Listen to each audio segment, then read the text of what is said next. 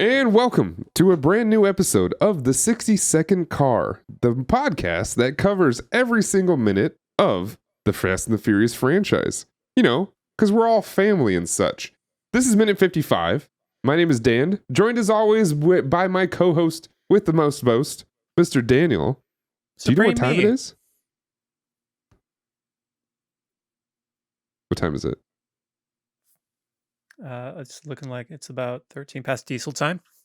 60-second car.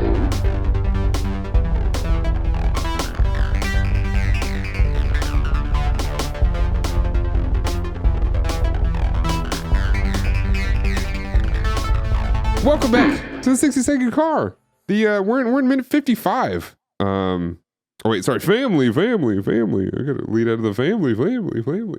I feel like you're mocking me as you do that. No, I'm not. I was mocked. doing the end of the song. Mocked. I was doing the end of the song, I promise. Mocked. Have you seen the memes of the mockingbird that's like mocking people? No. Like, shut up, mockingbird. And it's like, shut up, mockingbird. All right, it's all there. That's the whole meme, pretty much. But that's a good one.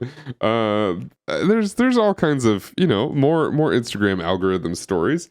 There's always weird things happening on Instagram. I will say this. Okay, I don't know if anybody listening to this or if you, Daniel, are on an app called Blue Sky. I was for exactly like an hour. Right. So I don't go on it. I haven't even put on a profile picture or a banner yet, but I do have an invite. It's there. I have an account, whatever. I cannot get over the irony of everybody on that app talking about the app that everybody fucking hates. Started swearing the first couple minutes, but it's really weird. It's like... Are you referring to their hatred for X in Blue Sky? So yeah, so all I saw, and I scrolled today for the first time in I don't know, since I got in, which was a couple months ago. Everybody's just reposting stuff about Twitter and X and Elon Musk and talking about how, oh my god, it's so much better over here because we don't do this. Oh my god, it's so much better over here because we don't do this. Hey, have you guys seen this thing that Twitter's doing? Hey, have you seen this thing that the other website's doing? And I'm like, why the fuck are we on a different app if you're just going to talk about the one that we all hate? What are we doing here? Well, do you mess with Threads at all? I also did for an hour or two. Yeah. So I do come back to that one a little more, but I still think it's just like, I don't know. Threads is mostly just people talking about, hey, remember that week when we all cared about Threads? That's right. All it is. Well, for the first month, it was all I saw through everybody talking on Threads. The only post I saw, and I saw it a million freaking times, was, well, if Twitter's has tweets and Instagram has posts, then do Threads have threads? Or what do they call them? Okay, it was, I know I've seen it a million times, but it annoyed me and I pushed it out of my brain. It was, you tweet at Twitter, do you sew at Threads? And I'm like, okay, first of all, it wasn't that funny the first time, but it's, somewhat clever. I'll give you the credit, whatever. When everybody posted it, I'm like, what are we doing here? What is actually happening? And what is going through your mind when you decide to type the whole thing out? Because it's not like a copy and paste, I don't think. To type the whole thing out and then post it. Are we so desperate to have to put a post onto the internet about something? And I say that as somebody who started a podcast in the year 2023, where podcasts have been old for a long time already. But don't remind me I'm the old guard. Right, exactly.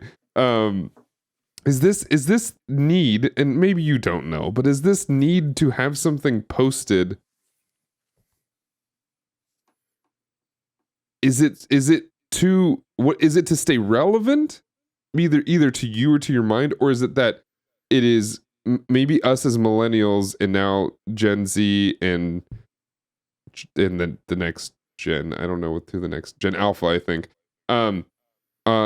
because we've grown up with this and because we've grown up with the internet and stuff like this, is it just a natural reaction now? I think so.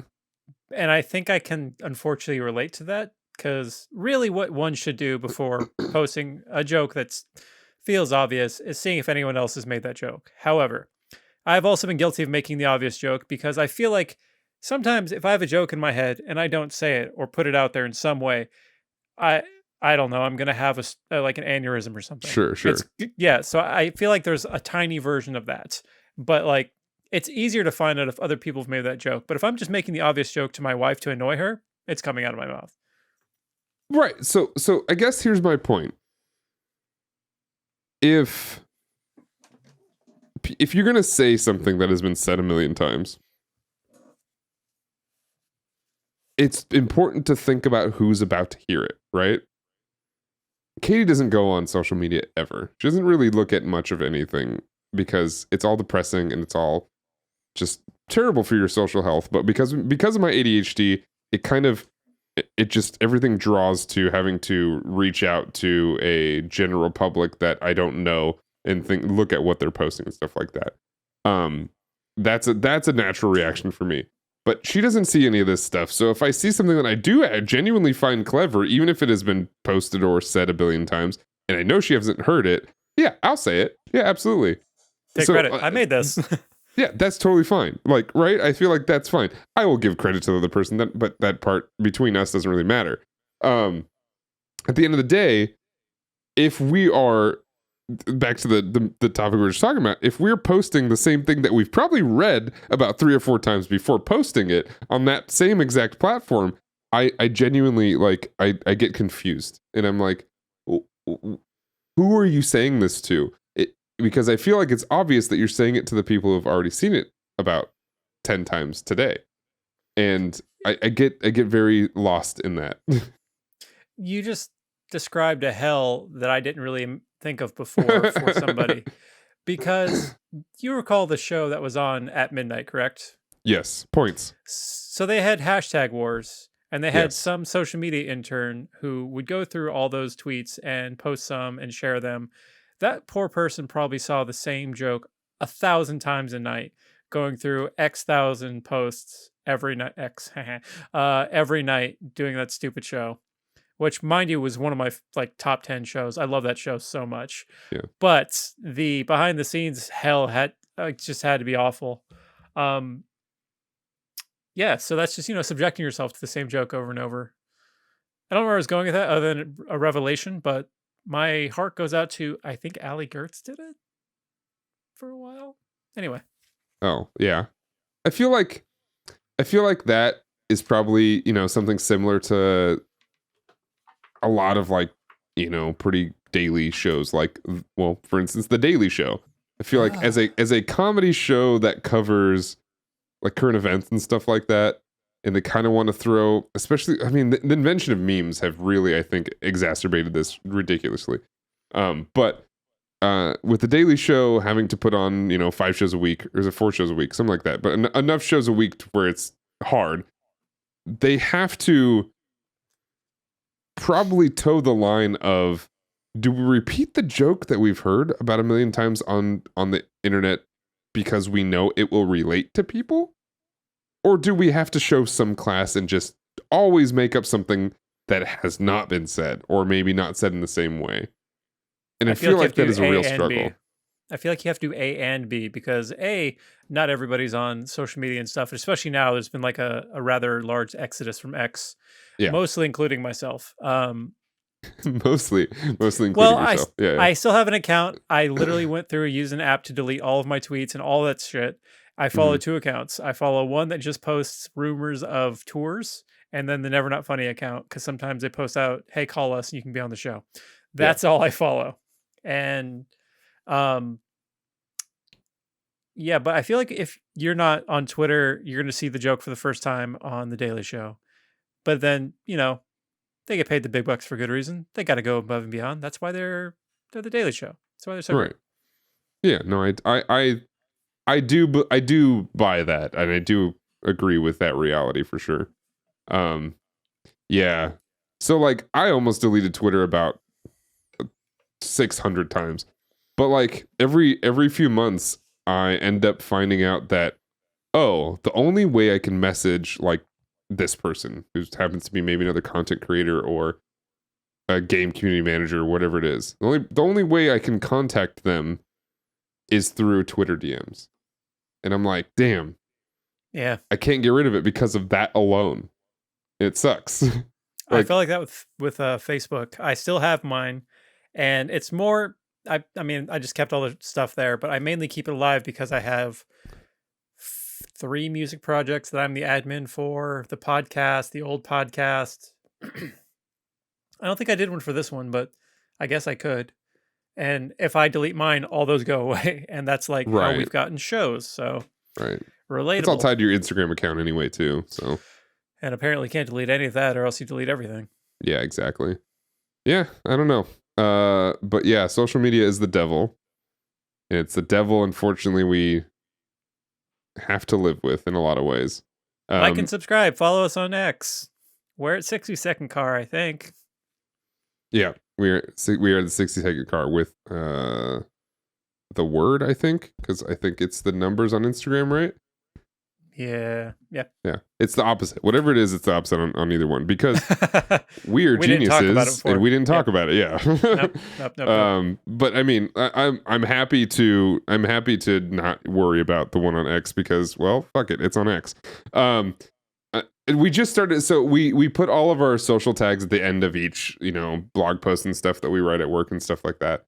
And yeah, we started changing it said Twitter and then would hyperlink out. Started changing that to X, and when we had that conversation, or when somebody I asked like our it was our copy editor asked our director if that's what we're supposed to be doing, and I heard just an audible just sigh in the room of like, we do, don't we?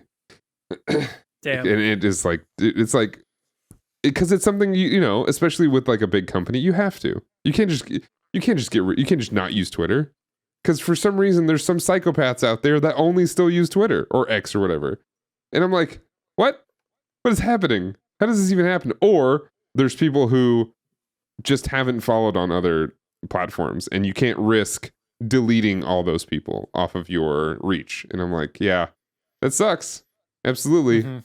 And I don't feel for anybody that works out there in public relations or any front-facing brand marketing, anything, because this whole app to which one is popular, which one do you care about, which one do you probably have to change language for, and that would drive me up the wall, and I would have quit my job a long time ago.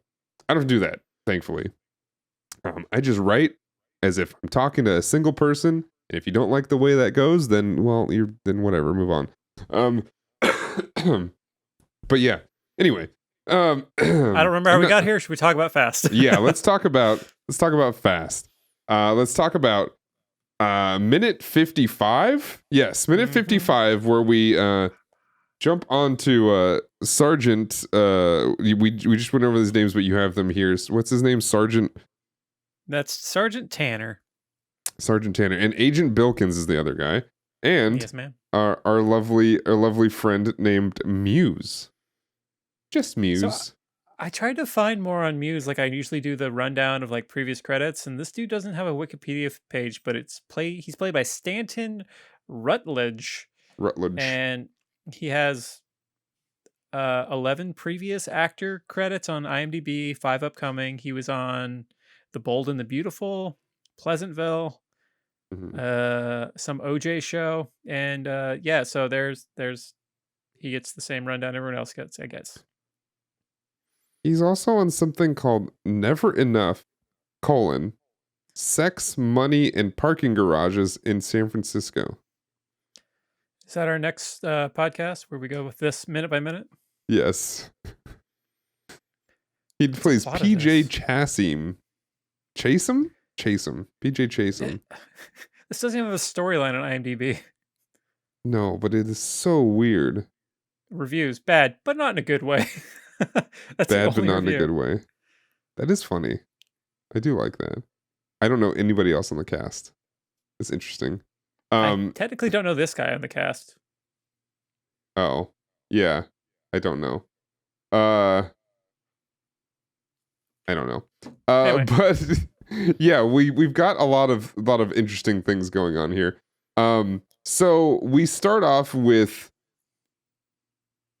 is he? Oh, I think he's answering a question. I think wow, Brian is answering a question about Hector, because I think Agent Bilkins asks him, "Hey, what about Hector?"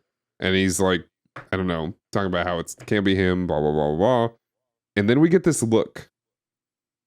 We get this look from our sergeant here, and he now starts to I think he's starting to learn that maybe there's something else a little suspicious here. And maybe Brian isn't quite doing his job anymore. Well, I mean, in this minute, I wrote down, like, every time he does real detective shit, I write down real detective shit in my notes. And I Okay. can't remember what he's doing in this, but like he's in here talking about how all we have is behavior, and they're like, we have probable cause, and armed truckers who are like, I believe that's Bilkins saying all this Yeah, about how yeah. they have enough to like really jump on him. And then they talk about Hector's crew, and I wrote down this. I don't remember it, but Latinos with spear guns.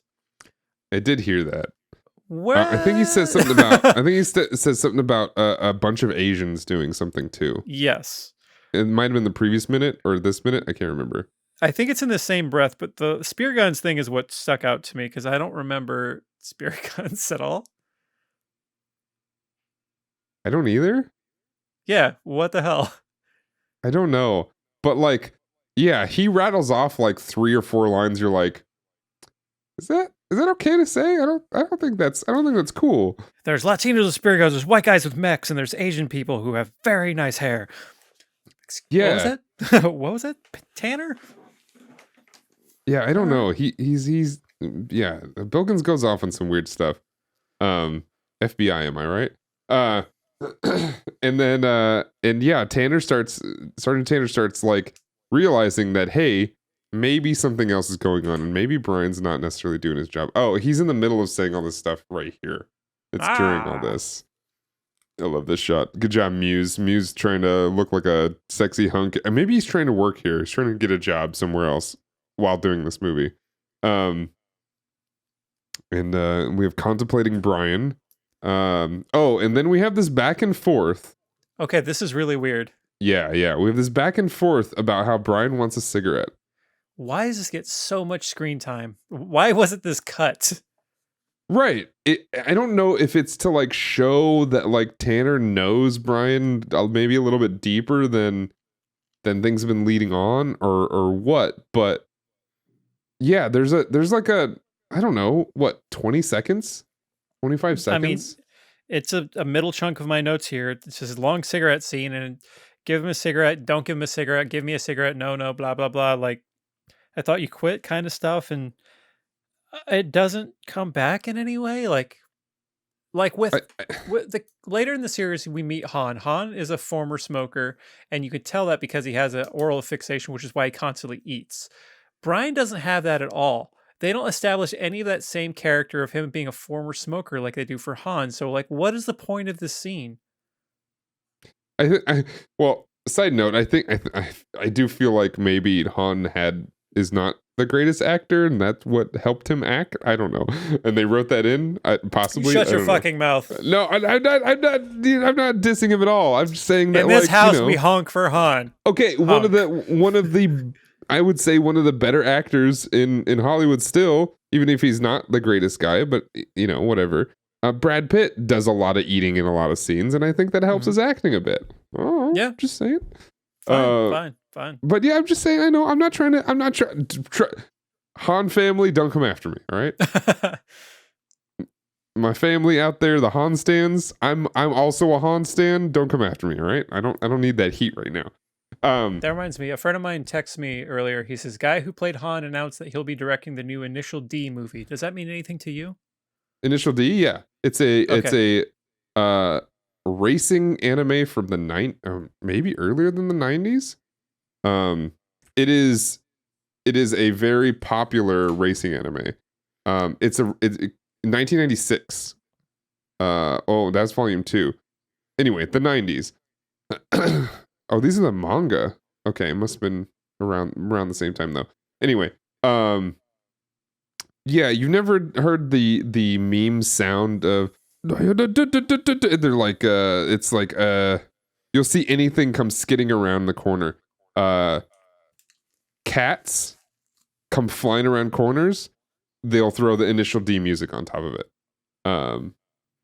And that it's a pretty common like thing. But yeah, it's a classic anime from around the time of like Cowboy Bebop, and it was on Toonami a bunch of nights and stuff like that.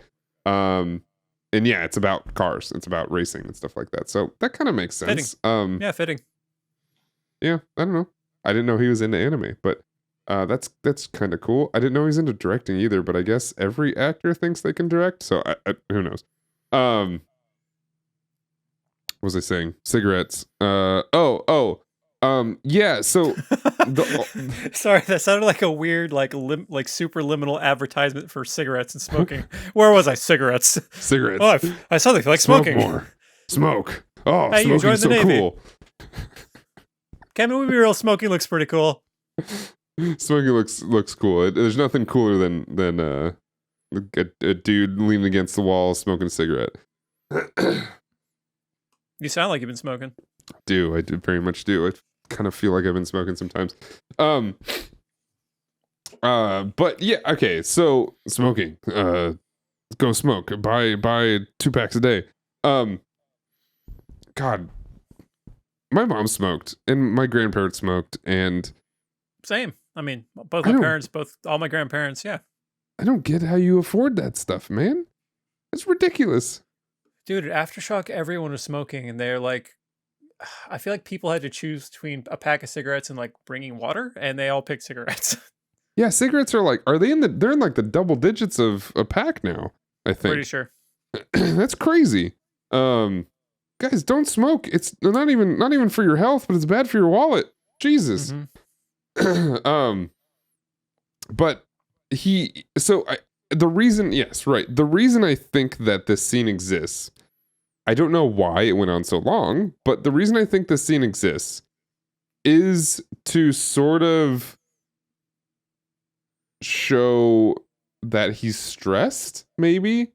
And that's kind of what's tipping Tanner off into the fact that he shouldn't be so stressed because nothing is really affecting him super hard, at least from their perspective, right? Right. Like, so you're saying this is Tanner knowing Brian pretty well, but really the person who winds up being correct is their Vince. Muse is their Vince. Because this guy's Right. fucking right the way Vince is right. So then, is that this minute? Or is that the next one? Yes. Wait. Yes. This is Okay. yes. This minute. So I have the line after that, but I don't have the line that leads up to the actual shove. But like, Oh, Muse calls out Brian for. I think I know that line. Oh God, it's What's right the- here. So the line that leads to the shove is, you must be falling for Toretto's sister. Hey, don't get me wrong. I don't blame you. I can't. Okay. I don't remember the word. Specific word matters here. I can't remember if he says I would be getting off to or I've been getting off to her surveillance photos too. I believe I feel like it's the latter. Okay. I actually feel like when I was listening to it today, I was like, oh, that's even creepier because I feel like it's I've been getting off to her surveillance photos too. And I'm like, do you actually mean literally, or are you saying that because like that's like because just because it's a weird cop thing to say, or just like boys talk or whatever? But the point is, he says it, and if you look at his face and how he delivers it, he doesn't look like he's antagonizing Brian. He actually looks like he's trying to level with him and sort of being like, oh, I get it, dude. It's all good, brother. I've been doing that too, man. And I feel like that's even worse. I feel like there's so many layers of gross and creepy here when he does that. Look, there's a handful of moments in this movie where Muse should be fired, but maybe his coffee's that good, you know? They're Jesus overlooking a Christ. lot because he makes a mean latte. He do be decaf. making a mean latte. Yeah, so this gross exchange happens. Brian gives him a hell of a shove. And then there's a weird question that is asked of Brian. Do you have more on the shove itself? No, not really. He just kind of, it's all blurry, but he like does a shove, and then Agent Bilkins kind of looks like he's stifling a laugh. He kind of just like, oh my god, that was hilarious. Yeah, because the guy he went like down hard. Oh wait, Yeah. I need you to do me something. What? To the right, to Bilkins' right of it. Can you zoom in on those cans, please? We got to do a quick. They're blurry. Can't really see They're a what's little going blurry. on. I don't know what kind of they. I snacks couldn't they even had. tell you what they are though. Anyway, we got to bring back Katie Bear to do an Yeah, inventory. On the can we get a snacks here. Katie analysis? There's some Snapple over here. Of course there is. This movie's brought to you by Snapple. So then, yeah, can I Go talk ahead, about please. Brian's stance here? And it just there's just a lot going on here. He looks like there was a Mortal Kombat guy whose whole deal was he kind of like did like a sort of arm. This is not going to translate to the audio, but he did like the wave with his arms as he was leaning back, and that was like his Oh. fighting stance. Yeah. I don't know who it is in Mortal Kombat, but it's like Vega in Street Fighter. Maybe that's what I'm thinking. It's definitely like an old school fighter. Yeah, Move there's thing. there's a couple Street Fighter characters that do some weird shit. It's like Vega. It looks Vega's like has this claw, and then Dalsim. Yeah, he's like always little noodly because he's stretchy and stuff like that. But Same. yeah. But yeah, it kind of looks like Brian's in the middle of one of those moves. Oh, you want to fight? Yes. Maybe he's got stretchy arms, and that's how he's about to show it. But then he gets cut off. Can't engage. Yeah. So then Sergeant Tanner asks Brian, "Are you going native on me, Brian?" Yeah. Does that mean something I don't understand? I've never heard that. Native is a technical term in this situation. Yes. Please, thank you. Define. So they talk about it in the military, and they talk about it in undercover a lot of the times. Native is exactly what he's doing. He is becoming overly sympathetic with the people he's meant to be investigating. Ah, that makes sense. Pretty much all that means is he's becoming overly sympathetic to the point at which he is essentially becoming one of them. And this is very much a real thing that undercover handlers like Sergeant Tanner here has to worry about. Because, their job is, to become one of them, right? And it is nearly impossible for a lot of people. Ask any woman out there who's finally just like, hey, I just want some casual sex. I need you not to catch feelings. We're just going to do it like once, maybe twice. But the moment you catch feelings, I'm out of here. Guys are just like that. Guys are susceptible to emotions, and that's how it goes. This is exactly what's happening there. He got in. He got his rocks off by finally being able to drive some cars with the boys, and now he caught some feelings. Now he's stuck, and there's not much that like anybody can do about it. He's gonna feel the way he's gonna feel, and he's pretty much gone native. It seems like he has some stalling for the line. I can't pull it. Yeah, cut this. Never mind. He's got a brain full of god damn it. Got a gas tank for a brain, or Yeah, something like that. something. Yeah, his brain's full Nitrous of in NOS his or blood and whatever. a gas tank for a brain, something like that. Yep. For Mia. There we go. We got there. Edit it so it sounds fine. good. Yeah. Yeah, that's in the metaphorical terms, that's the transplant he's getting, right? He's having the NOS being pumped through his veins, or the gasoline being pumped through his veins, and he's about to get a head transplant, aka a gas tank. And you know, maybe this is the sign. Obviously the outburst is the sign, but maybe this is the sign, because it's kind of maybe he's still a little shaky on it, but he's trying to do a Dominic Toretto stance, kind of, maybe. It's bad. It's really bad. But this looks more like a Vince. This looks more like a Vince stance. Oh my god. It does. He should have 2 tank tops standing in the corner, like licking the side of a Corona bottle, because that's how he thinks you drink from it. Oh. And then you know what he should have said? And I probably would have written this into the line to just make it even more heavy-handed. After Muse says his line about Mia, he should have had the line of, because I think he said, like, what'd you say? He should have said, what'd you say? Buster. And then pushed him. That's how we as the audience would have known he's definitely gone native. Damn. Right here. This is the line of you going native on me. And then something even weirder happens, I think. So as soon as this whole thing happens, you go native on me, he doesn't really respond. His response is, I need a few more days. And then he starts walking out telling everybody, I need a few more days. Which maybe the next minute is when he does that. Yeah, it is the next minute when he does that. So I'll talk about the reactions that we get after this. But he says, I need a few more days. Did I say minutes before? I don't know. I need a few more days. And everybody seems to be okay with it. Even after what just happened.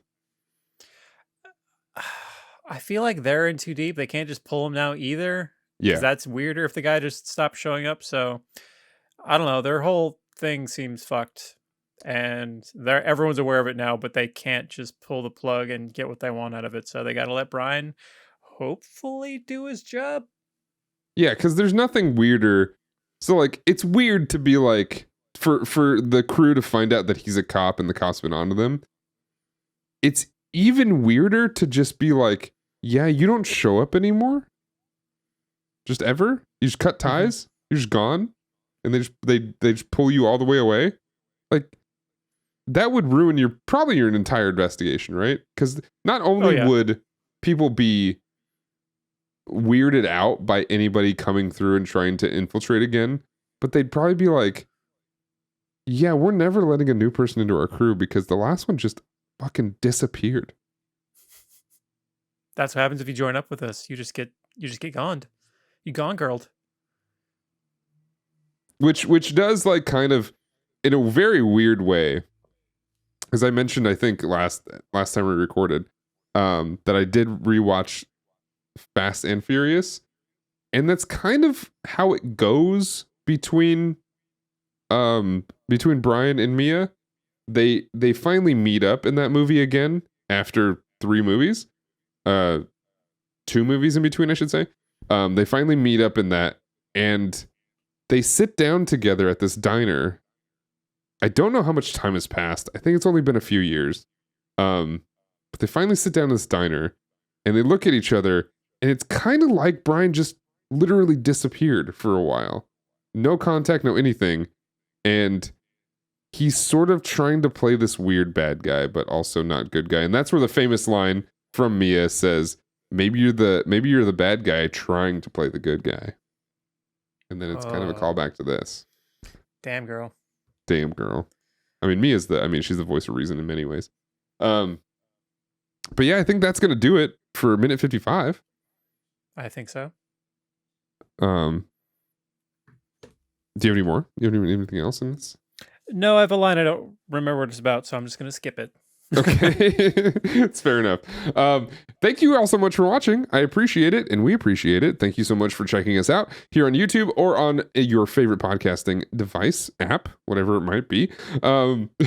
Make sure you go to danotage.tv/60secondcar and check out all of our deets and links and everything we have going on there. Follow us. Follow the podcast if you want to see when we upload new episodes, if maybe that's your straightest line to the veins of how you get your podcasts. or follow us individually, and you can see us posting about some stuff. You'll see about all the cryptic stuff that I've been talking about with my job in pretty shortly, in about a month now. Maybe actually, like less than 3 weeks. God, that's terrifying. Because I still got a lot to do. You'll find about a lot about that from either Instagram, or if you're on Blue Sky, I'll post it there too. Or I don't know, maybe I won't. Maybe I won't tell any of you anything, because that means I got to be on social media, which I don't want to do. At the end of the day, follow us and follow Overcord, because he posts all of his other podcast stuff, which has been going on for a long time, and your Far Beyond Metal and everything you're doing over there. So make sure you follow us everywhere and do all the things. Thank you all so much for commenting and liking and all those things. But with that, we'll see you all later. Family.